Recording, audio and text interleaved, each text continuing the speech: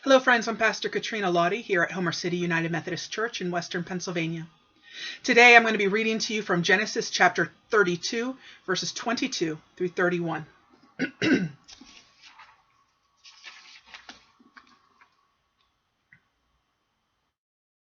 That night Jacob got up and took his 2 wives, his 2 maidservants, and his 11 sons, and crossed the ford of the Jabbok. After he had sent them across the stream, he sent over all his possessions. So Jacob was left alone, and a man wrestled with him till daybreak. When the man saw that he could not overpower him, he touched the socket of Jacob's hip so that his hip was wrenched as he wrestled with the man. Then the man said, "Let me go, for it is daybreak." But Jacob replied, "I will not let you go unless you bless me." The man asked him, "What is your name?" "Jacob," he answered.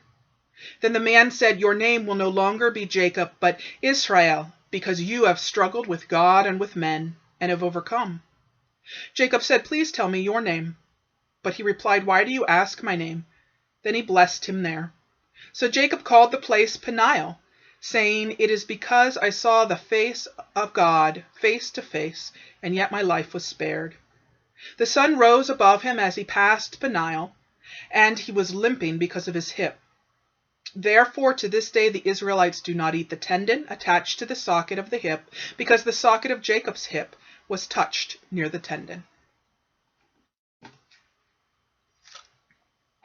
Last week, we talked about how Laban tricked Jacob by giving Jacob Laban's daughter Leah as his wife in place of Rachel, and then giving Rachel to Jacob as well, after Jacob promised to work for another 7 years for Laban. After that, Leah had given birth to 4 sons. With each son, she believed that Jacob would learn to love her, but he still loved Rachel more. Rachel remained barren, but gave her maid Bilhah to Jacob, with whom to have a child. Because, as we know from past experience, how well that works out. Leah then gave her maid Zilpah to Jacob for the same. Then Rachel was finally able to conceive. All in all, up to this point, Jacob had 11 sons and 1 daughter. After serving Laban for the additional 7 years, Jacob was ready to go. However, through another act of Jacob's trickery, Jacob took possession of most of Laban's flock, causing Laban to become very angry. Laban, it should be noted, cheated Jacob over and over the entire time that Jacob had been working for him.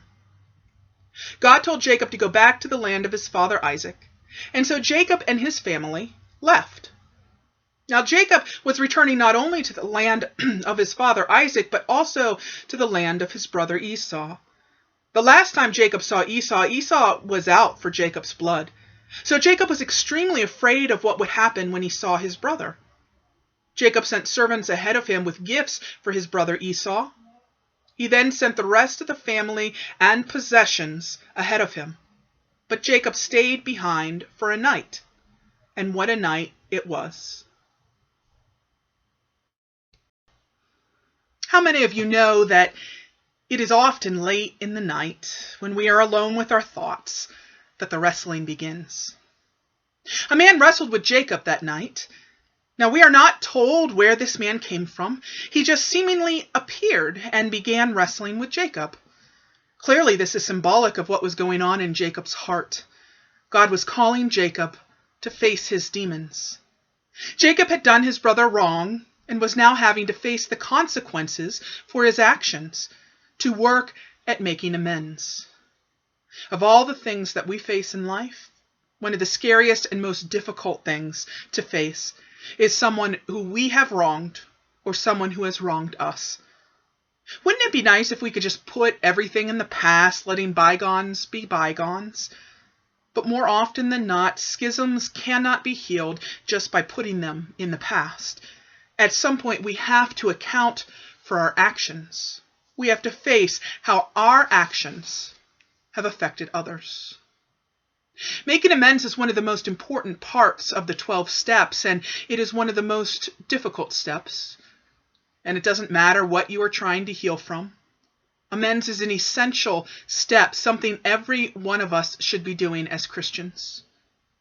In the 12-step process, we sit down and make a list of all those who have harmed us, and we have to deal with the pain that has been left on our hearts from others. We then have to work through that pain and learn to forgive. But then is the difficult part. This is the step where we have to list all of the people that we have hurt and how we have hurt them. And then we must do what we can to make amends to them, taking complete responsibility for our actions and the pain that it caused, and asking for forgiveness. It's really hard to set aside all of the excuses and justifications for our actions and to face the fact that no matter what part another had to play in any given situation, we are fully responsible for our actions and choices. Esau was kind of a jerk. I'm sure he made fun of Jacob, calling him a sissy and a mama's boy and all kinds of things. Not only would Jacob have used that as an excuse for his actions, but he would have used the prophecy given at their birth to justify his actions in tricking his brother and father out of Esau's birthright. Jacob would have believed that the ends justified the means. How often do we end up sinning against someone else and making justifications for our actions? Someone says something to us out of anger and we react, saying things that are hurtful. We excuse our behavior because we were hurt first. How often do we in society use people in order to get what we want, regardless of how it hurts them? Saying, well, it all turned out well in the end, does not excuse our behavior or erase what damage might have been done. Becoming the most successful business in the world means nothing if you don't treat your employees well. Gaining power and wealth and status means nothing if you leave brokenness in your wake. And guess what? Every single one of us leaves some brokenness in our wake. Esau may have been a jerk. He may have been a dumb jock. But Jacob was responsible for his own actions. No matter what Esau did to Jacob, Jacob was responsible for the way that he had treated Esau and also his father Isaac. So Jacob is wrestling. He is scared. God is calling him to a new chapter in his life, and it is scary. It is scary because he doesn't know how his brother is going to react to his return, possibly even seeking to kill him and his family. And he is struggling because starting over is stressful. Jacob has to face the fact that he has done some very hurtful things. He has to wrestle with that. He has to wrestle with the crazy and hurtful dynamics of his family situation. Jacob has to wrestle with being a father, husband, and leader of his clan. Jacob is likely having a kind of midlife crisis, and that can be a very difficult thing through which to navigate. Was this actually God in the flesh with whom Jacob wrestled? Often, God sends others to do God's work. There have been countless times when someone has said something, often unknowingly, that has been a word from God into my life. It can come from a person on TV, from a preacher, or from a friend. Often it is people like counselors or teachers or preachers that God sends to wrestle with us. That is why being in the helping profession can be so draining, because people wrestle with God and with themselves through us, and we can feel like we're being held down, unable to get up. Maybe it wasn't a physical person at all with whom Jacob wrestled. Perhaps Jacob wrestled with a dream. Jacob wrestled through the night and had to end the struggle at daybreak. Was this because he was sleeping and wrestled with the figure in his dream? Perhaps his tossing and turning in his sleep led to the hip displacement, which is not to say that it wasn't from God. It is not uncommon for God to speak to people in their dreams throughout the Bible. The man asked Jacob, "What is your name?" Now this is an important point because the name Jacob is a reminder of the old Jacob and the tricks that he pulled on people. The name Jacob means heel, trickster, overreacher, supplanter. I picture this being the moment when Jacob has to accept responsibility for his actions, to acknowledge his sinfulness. This is crucial, for it is only when we admit to our sinfulness that we can begin to move from denial into healing. Jacob tells the man his name, with all the connotations that it has, and then he is given a new name, Israel.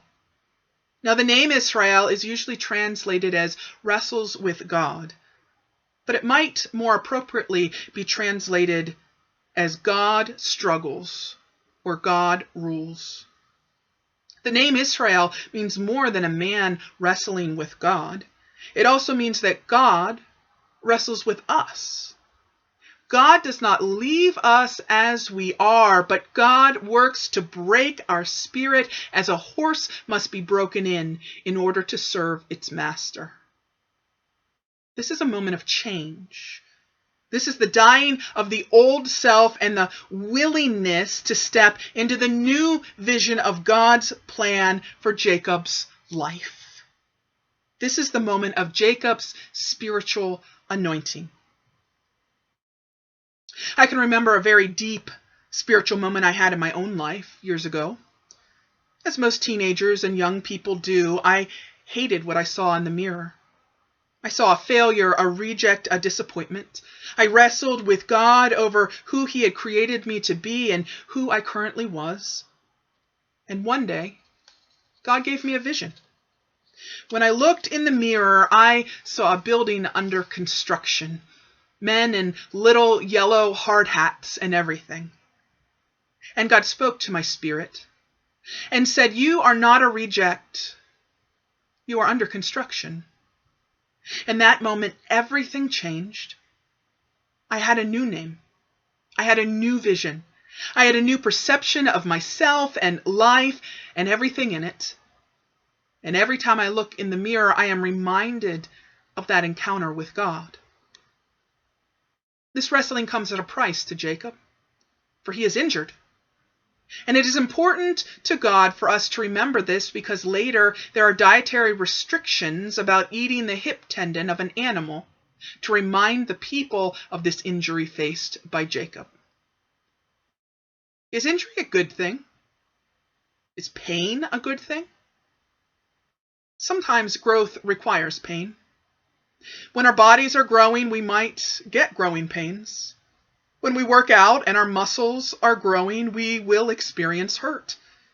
And sometimes the pain is necessary in order to prune away the old so that something new can grow. And even when the pain is caused by something other than God, God can use it to strengthen us, to help us become wiser, and to enable us to help others. Ironically, a friend posted this on her Facebook page this week. It said, "In one form or another, we all walk with a limp, whether from a past we did not deserve, struggles we did not choose, or wisdom we did not heed. The devil hopes you regard this weakness as disgrace, but God desires you consider it opportunity to receive His strength." Our scars can be beautiful things. They can remind us of all that God has helped us to overcome. They can remind us of how weak we are on our own and why it is so important to relinquish our will into the hands of our Creator.